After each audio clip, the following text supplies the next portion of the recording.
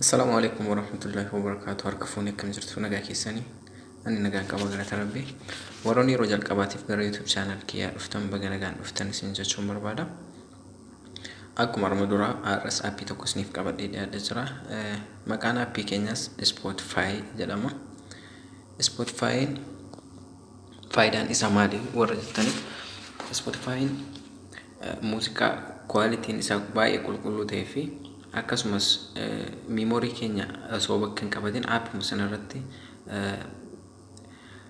social media keenya kan feene jechuunis Facebook, imo, WhatsApp waan akkasii fayyadama muuziqaa keenya kallattiin akka dhaggeeffannuuf kan nu gargaarudha. Egaa appicha erga gadi buufanneen booda filannoolee sadii erga gadi cuqaafneen booda filannoo sadii nuuf fida. Inni dura sign up for free inni ittaanu Facebook keessanii wajjini inni sadaffaan yoo kanaan dura login gootanii jiraattan jechuunis akkaawuntii isaa yoo qabdu ta'e login gochuudhaan kallattumaan gara san galtu jechuudha. Kanaaf an filannoo isa keessaa Facebook gadi cuqaasuun isin agarsiisa.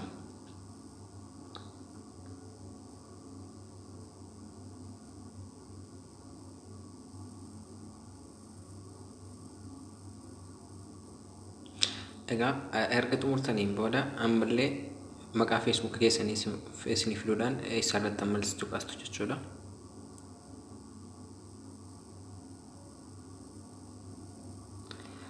Kana booda create gootu jechuudha akkaawuntii keessan.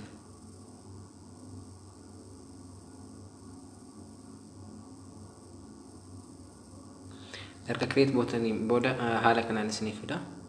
Kanaaf kallattumaan artistoota biyya keenya argachuudhaaf xiqqaatu artistoota sadii asirratti filachuu qabna jechuudha. Choice three or more artists like you. Kanaaf fakkeenyaaf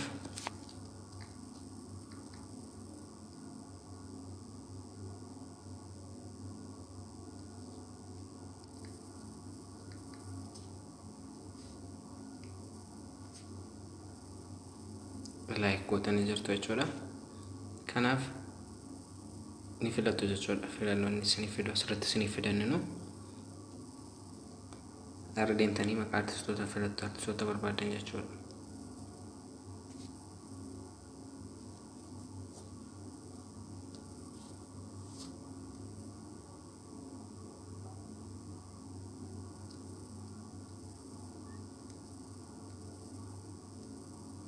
Baay'eedha jechuudha. Kanaaf hanguma dandeessan keessaa filattu isin jechuudha. Yeroo qusachuudhaaf ani hanguma tokko filadhee isin agarsiisu.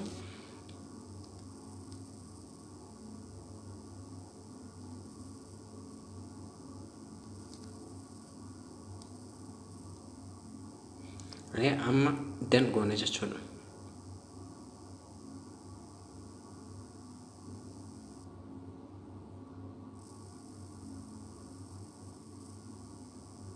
Erga dan goone booda haala kanaan isinii fida.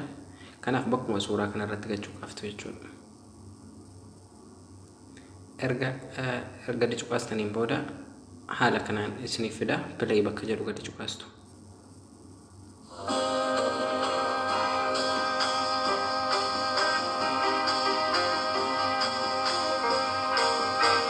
Haala kanaan jijjiirratti jechuudha.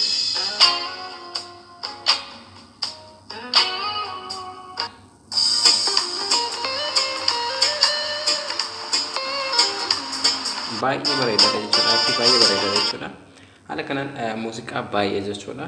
Quality taates baay'ee kan filatamaa ta'edha.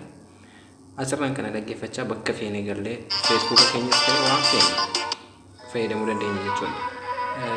Yeroo keessanis akka laayyootti qusattu akkasumas immoo bakka silaa muuziqaa buuftanii memorii keessanis hin duraa qabatu jechuudha. Haala kanaan yeroo keessanis qusata bilbila keessanis qusachuudhaan itti fayyadamtu jechuudha. Akkasumas immoo kan filattan qofa isinii fida osoo hin taane inni artistoota biyya keenyaa hundumayyuu muuziqaa biyya keenyaa marayyuu bakkatti isinii fida waan ta'eedhaaf haala kanaan itti fayyadamtu jechuudha.